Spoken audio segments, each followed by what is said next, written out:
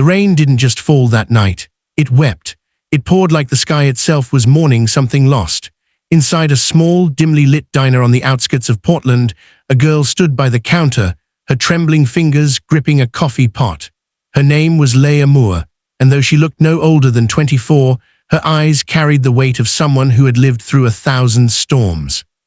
She kept her hair tied in a messy knot that always hung low, and a thin scarf wrapped around her face covering one side like a veil. Few had ever seen what lay beneath it. The ones who did never forgot. Once Leah had been radiant, the kind of beauty that made people turn and smile without knowing why. But that was before the accident, before the crash that took her mother's life, left her scarred, and shattered everything she had known. Now she lived quietly, moving through her days like a shadow, afraid of mirrors, afraid of light, and most of all, afraid of being seen. If you believe in kindness, second chances, and the power of love that heals the unseen scars, please like, comment, share, and subscribe to our channel. Let's spread hope one story at a time. The diner was her world now. Every morning, Leah tied her apron, poured coffee, smiled softly behind the scarf, and avoided eye contact. She was polite, careful, and invisible. Most customers never looked twice. They came and went, leaving tips and whispers, pretending not to wonder why the waitress hid her face. But then one cold November evening, a man walked in who didn't look away. He was tall, maybe in his early 30s, with a clean but tired look, like someone who worked hard not for money, but to forget something. His name was Ethan Cole, a former photographer who had once captured beauty for a living, but hadn't lifted a camera in years. He ordered black coffee, sat by the window, and stared at the rain like it was trying to tell him something. When Leah approached with his order, she accidentally spilled a few drops on his table. Mortified, she apologized quickly, her voice small and shaking. Ethan looked up, and for a moment he saw what others didn't. He saw pain. Not the kind written on skin, but the kind carved deep in the soul. Days passed. Ethan kept coming back, always at the same table, always at the same hour. Sometimes he'd bring his sketchbook, sometimes nothing at all. He watched the way Leah moved quietly, gracefully, like she was afraid to take up space.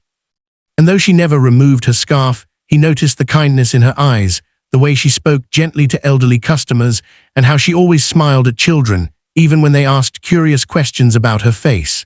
He never asked, not once. Winter deepened. The world outside froze, but something small and warm began to thaw between them. Ethan would leave small notes on napkins, little sketches of flowers or sunrises, nothing romantic, just hopeful. Leah began to look forward to those notes. They reminded her that beauty still existed, even in things broken and incomplete. But fate has a way of testing those who begin to hope again. One afternoon, a group of young men walked into the diner, laughing too loud, acting too confident. They had been drinking, and when they saw Leah, one of them made a cruel joke about her scarf. Another snickered and said she must be hiding a monster's face. The laughter strung like knives. Leah froze, clutching the tray, her body shaking as the room went quiet. Before she could run, Ethan stood up. He didn't yell, didn't threaten. He simply walked over, took the tray from her trembling hands, and looked those men in the eyes with a calm so cold it silenced them. "That's enough," he said softly. And though his voice was gentle, there was steel beneath it. The men muttered and left, shame following them like shadows. That night when the diner closed, Leah sat alone in the back room, crying quietly. Years of pain poured out in that single moment.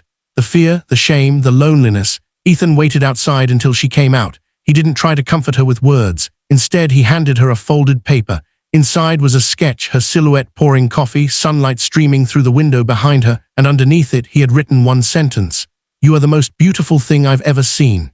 Leah broke. But it wasn't the kind of breaking that destroys. It was the kind that begins to rebuild. Days turned into weeks. Slowly she began to speak to him more. He told her about his past, how he had lost his wife in a fire 5 years ago, and how he hadn't taken a photograph since. She told him about the accident, the car, the glass, the flames, and the scar that stole her confidence. They both carried burns, just in different places. One day, Ethan brought his old camera to the diner. "I want to show you something," he said. Leah shook her head instantly, panic rising in her throat. "No pictures," she whispered. "Not of me," he nodded. "All right, then I'll just take pictures of everything you love." And he did. The coffee cups, the rain on the window, the cat that always slept by the door, the old man who came in for soup every evening. Through his lens, he captured her world, the quiet one she had built out of brokenness. Then one evening, as the sun dipped low, he showed her the prints. "They're beautiful," she whispered. "They are," he said, "because they see the world the way you do." It was that moment she realized he wasn't trying to make her feel seen. He was teaching her how to see herself again. Spring came. The scarf remained, but the way she wore it changed. It wasn't hiding her anymore. It was simply a part of her story. One morning, Ethan asked her to come outside. They stood behind the diner near a wall of wild flowers that had begun to bloom. He took a deep breath. "Leia, I want to take one picture, just one, not for the world, just for you." She hesitated. Her heart pounded, then trembling she nodded. He lifted the camera slowly.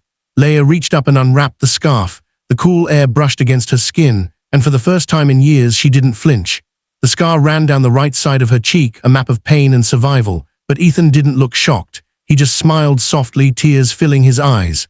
"Perfect," he whispered. Click. That single photograph changed everything. Ethan never shared it. It wasn't meant for anyone else. But when Leia saw it, the way the sunlight touched her face, the quiet strength in her eyes, she finally saw what Ethan had seen all along. Beauty, not despite the scars, but because of them. A few months later, the diner owner retired and offered Leia the place.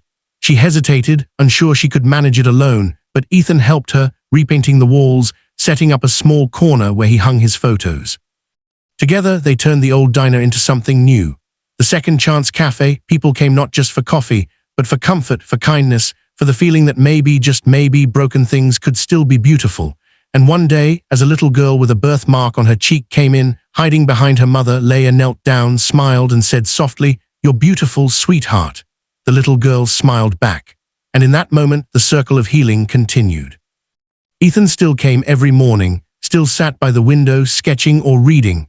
Sometimes, when the sun caught Yila's face just right, she'd laugh and tease him, asking if he was still trying to find the perfect picture. He'd smile and say, "I already have." If this story touched your heart, please like, share, and subscribe to our channel. Let's remind the world that kindness can heal what pain has broken. Before you go, tell us in the comments, have you ever met someone who helped you see your own worth again? Because sometimes the most beautiful love stories aren't about perfection.